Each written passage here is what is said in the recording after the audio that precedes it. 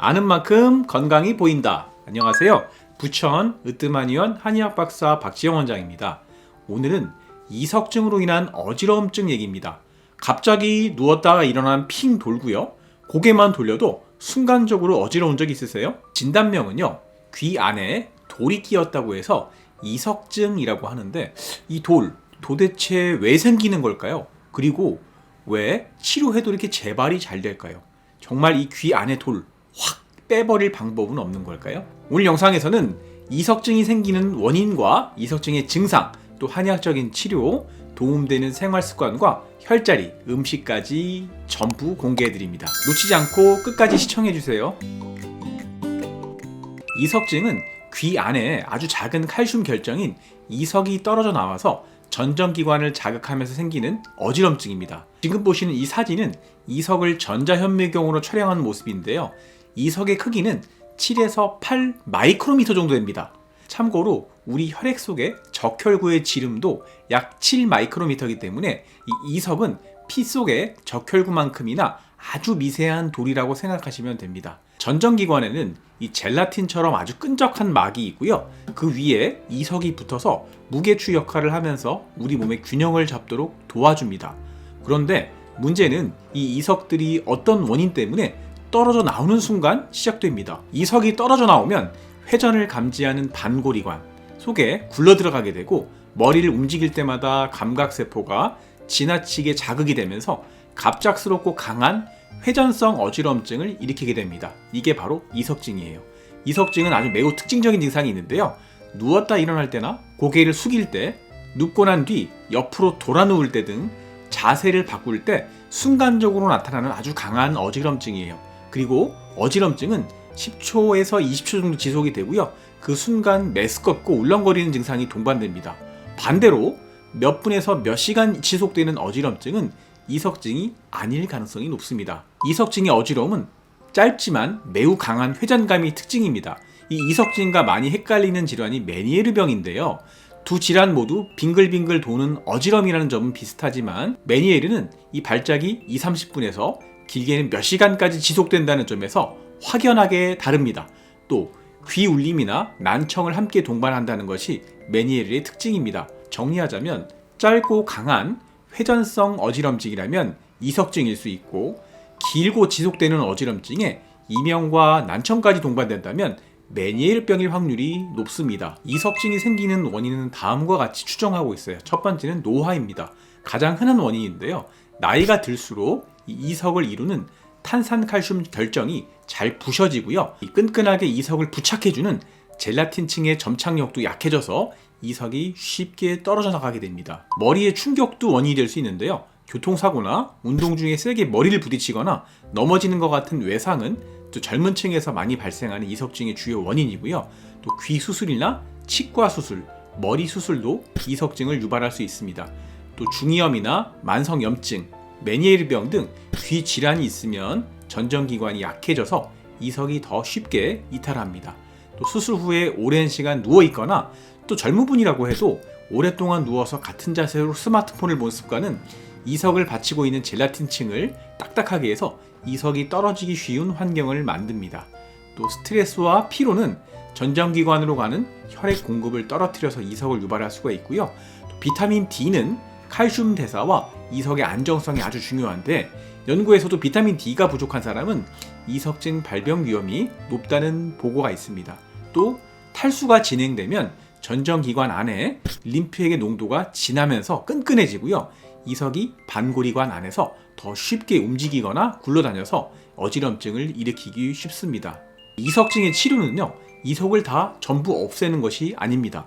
이석은 원래 우리 몸의 균형을 잡아주는 아주 중요한 구조물이기 때문에 아예 없어지면 안 되고요. 문제는 이 이석이 제자리를 벗어나 반고리관으로 굴러 들어갔을 때 어지럼증이 생기는 거죠. 이석의 치료는 빠져나간 이석을 원래 제자리인 난형낭으로 되돌리는 것, 즉 이석 치환술을 치료로 시행하게 되는데요. 머리와 몸을 정해진 순서로 움직여서 반고리관 안에 이석이 중력에 따라서 난형낭으로 되돌아가도록 유도하는 치료법입니다. 이렇게 난형낭으로 돌아간 이석은 며칠 내에 젤라틴 내에 다시 달라붙거나 자연스럽게 흡수되며 어지럼증도 사라지게 됩니다. 자, 오늘 영상의 핵심 결론입니다. 집중해서 들어주세요. 이석증은 처음 생기면 끝나는 병이 아닙니다. 병원에서 치환수를 아주 여러 번 받으셔도 몇 달, 몇 주, 심지어 며칠 간격으로 다시 재발하는 분들이 정말 많아요. 그리고 이런 분들을 진료하다 보면 이석증과 함께 다음과 같은 전신 위장 증상을 호소하는 경우가 매우 많습니다. 자, 천천히 말씀드릴 테니까 하나씩 체크해 보세요. 잦은 체기, 자주 체하고 체했을 때 어지러우시고요. 평소에 가슴이 답답하고 깊은 숨이 안 쉬어진다고 말씀하시고 머리가 늘 맑지 않고 손발은 차갑고 명치나 명치 위아래 주변이 늘 아프시고요. 복부에 딱딱한 덩어리가 만져지세요. 그리고 배에 가스가 많이 차면서 트림이나 방귀를 자주 하고 음식 냄새에 민감하고 멀미를 잘하고 여성분들의 경우에는 임신했을 때 입덧이 심하다는 특징이 있어요. 또 입냄새가 심하고 변비가 있거나 또 설사가 심하시거나 아니면 변비나 설사가 교대로 나타날 수 있습니다. 여러분은 몇 가지 정도에 해당하시나요? 이 중에서 3가지 이상에 해당한다면 한의학적으로는 담적병일 수 있습니다. 평소에 소화가 잘 안 되시면 위장의 음식물이 부패하면서 담음이라는 끈적하고 탁한 노폐물이 발생해요. 이 담음이 오래 정체되게 되면 위장 점막과 외벽 사이에 굳어서 담적을 이룹니다. 담적이 쌓이면 위장의 연동운동 기능이 떨어지고 소화 흡수 기능이 저하됩니다. 이 때문에 체하거나 더부룩함, 트림, 명치 통증 같은 위장 증상이 생기고요. 순환이 막히면서 담적이 혈액이나 림프를 통해서 전신으로 퍼지게 되면 수족냉증, 가슴 답답함, 두통, 어지럼증과 같은 전신 증상이 함께 나타나게 됩니다.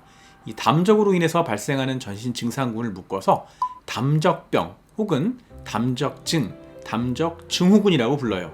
담적병이 있으면 위장에서 소화 흡수 기능이 저하되기 때문에 비타민 D, 칼슘, 마그네슘과 같은 이 귀 속의 전정기관에 꼭 필요한 영양소가 제대로 흡수되지 않습니다. 이 영양소들이 부족해지면 이석을 이루는 탄산칼슘 결정이 약해지고 이석을 단단하게 붙잡고 있어야 될 젤라틴도 끈끈해지지 않기 때문에 이석이 더 쉽게 부서지고 떨어져 나가기 쉬운 상태가 됩니다. 또 담적으로 인해서 혈류와 림프 순환이 막히면 이 전정기관 안에 림프액의 흐름도 둔해져서 떨어진 이석이 반골이관 안에서 더 잘 굴러다니면서 어지럼증이 반복될 수 있습니다. 결국 이 이석증이 재발하는 분들은 단순히 귀 안에서 이석이 굴러다니는 문제뿐 아니라 몸 안에서 이석을 계속 떨어뜨리는 환경이 만들어져 있는 거예요. 그래서 치료의 핵심은 떨어진 이석을 다시 옮겨주는 것에서 끝나는 것이 아니라 이석을 다시 떨어져 나가지 않도록 몸의 내부 환경을 바로잡는 겁니다. 담적병을 치료해서 위장의 소화 흡수 기능을 회복시키고요. 비타민 D나 칼슘, 마그네슘처럼 전정기관에 꼭 필요한 영양소의 흡수를 정상화시키고 동시에 귀 주변의 혈류와 림프 순환을 개선해서 전정기관을 잘 안정시켜주면요. 약해져 있던 젤라틴층의 점탄성도 회복이 되고요. 잘 부셔지던 이석의 구조도 튼튼하게 만들기 때문에 이석이 떨어지지 않는 체질적인 기반이 만들어집니다. 이렇게 해야 이석증의 재발을 근본적으로 막을 수 있습니다. 담적병의 치료는 먼저 정확한 진단에서 시작합니다. 경락 기능 검사를 통해서 자율신경의 균형도와 장부 기능의 저하 여부, 피로도의 축적 상태를 확인하고요. 경력 청취를 통해서 평소의 소화 패턴과 재발 양상까지 면밀히 파악합니다. 또 복진을 통해서 위장 주변의 뭉침이나 압통, 담적의 위치 등을 확인하고요. 설진, 맥진을 통해서 이 담음이 많은 유형인지, 위장의 기운이 약한, 허약한 유형인지, 혹은 몸이 차가운 체질인지 열 있는 체질인지 개인의 담적병 타입을 정확하게 찾아냅니다. 이렇게 진단이 끝나면 담적을 제거하고 위장의 연동 운동을 회복시켜서 전정기관에 필요한 영양소가 잘 흡수되는 환경을 만드는 것이 치료의 핵심입니다. 이를 위해서 개인의 담적병 증상 유형과 체질에 맞는 한약을 처방하고요. 또 위장의 기능을 정상화해주고 전정기관을 안정시킬 수 있도록 일주일에 2, 3회 정도 침치료를 병행하면 효과가 더 빠릅니다. 담적병으로 인해서 위장 기능뿐만 아니라 이석증 증상까지 나타났을 정도라면 이미 전신으로 상당히 담적이 퍼져나간 상태이기 때문에 이 빙산의 일각이 물 밖으로 드러난 상태라고 말할 수 있어요. 따라서 최소 6개월 이상의 꾸준한 치료가 필요합니다. 자, 이석증을 예방하는 생활 습관 말씀드릴게요. 첫 번째는 수면 자세와 수면의 질을 높이는 게 매우 중요합니다. 이석증은 오랫동안 같은 자세로 누워 있을수록 더 잘 생길 수 있는데요. 특히 한 자세로 오래 누우면 이 전정기관 안에 젤라틴층이 단단하게 굳어버리고요. 이석이 더 쉽게 떨어질 수 있는 상태가 되기 때문이에요. 실제로 저희 환자분 중에서 이 위산 역류 때문에 왼쪽으로만 누워서 주무시던 환자분도요, 그 자세 때문에 오히려 이석증이 악화된 경우가 있었습니다. 눕는 방향을 바꿔보라고 말씀드렸더니 이것만으로도 재발이 없어지셨어요. 실제로 이석증이 재발한 환자를 대상으로 연구를 해봤더니 이석증이 생겼던 귀를 아래로 하고 자는 경우가 더 많았다는 보고가 있습니다. 이석증이 있는 귀 쪽으로만 누워 계시면 그쪽으로 이석이 반골이거나 잘 빠져나갈 수 있는 거죠. 반대로 이석증이 발생한 귀가 위로 오도록 옆으로 주무시는 게 이석이 난형낭 쪽으로 잘 빠져나오는 데 도움이 됩니다. 그런데 더 중요한 것은 어느 쪽 방향보다도요, 수면의 질입니다. 수면의 질이 높아져야 면역력도 높아지고 이석이 부착되는 젤라틴층도 더 끈끈하고 두터워져서 이석이 잘 떨어져 나가지 않거든요. 수면 무호흡증, 즉 코를 많이 고는 분들, 좀 비만한 분들이 많은데 이런 분들은 체중을 빼서 수면 무호흡증 증상이 개선되면 이석증과 어지럼증도 개선되는 경우가 많습니다. 또 베개가 너무 높거나 낮아서 수면의 질이 낮아지는 경우도 있는데 이런 경우에는 본인에게 잘 맞는 편안한 베개로 바꿔주는 것만으로도 도움이 될 수 있습니다. 두 번째는요, 적절한 운동도 이석증 재발 예방에 빼놓을 수가 없습니다. 2014년 브라질 연구팀에 따르면 운동량이 부족하면 이석증 발병률이 무려 2.6배나 증가한다는 연구 결과가 있습니다. 가볍게 걷기나 스쿼트, 런지 등의 근력 운동은 도움이 되는데요. 주의하실 점은 너무 심하게 뛰면서 머리를 흔드시거나 요가를 하신다고 과도하게 목을 뒤로 젖히거나 체위를 갑자기 바꾸는 행동은 오히려 증상을 더 심하게 할 수 있습니다. 또 운동에서 땀을 많이 흘렸을 때는 바로 물이나 전해질 음료수를 통해서 수분을 제때 보충해 주셔야 됩니다. 탈수가 오면 전정기관의 림프액 농도가 진해지고요. 이석이 세반골이관 안에서 더 잘 굴러다니기 쉬워서 어지럼증이 악화할 수 있기 때문입니다.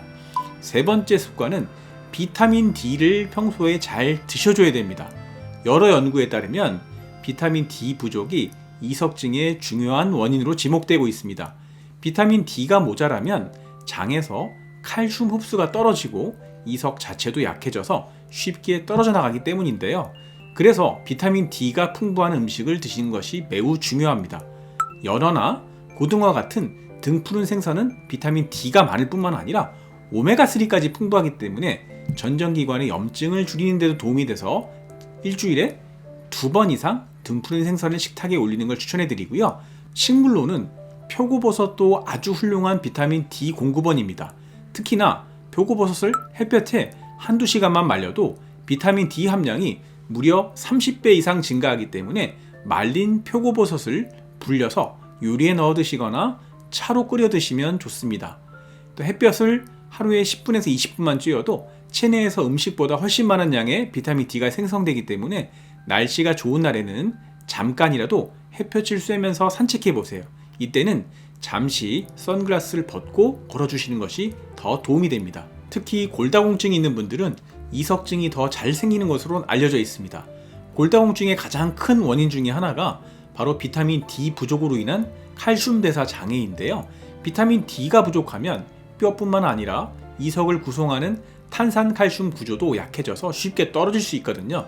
그래서 비타민 D 수치가 아주 낮거나 골밀도가 낮은 분들은 이석증 발병률도 높고요. 재발도 더 잦다는 연구 결과가 있습니다.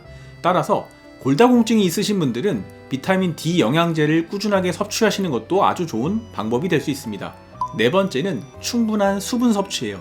전정기관 안은 림프액이라고 하는 액체로 차 있는데 수분이 부족해지거나 짜게 드시게 되면 이 림프 안의 농도가 진해지고요.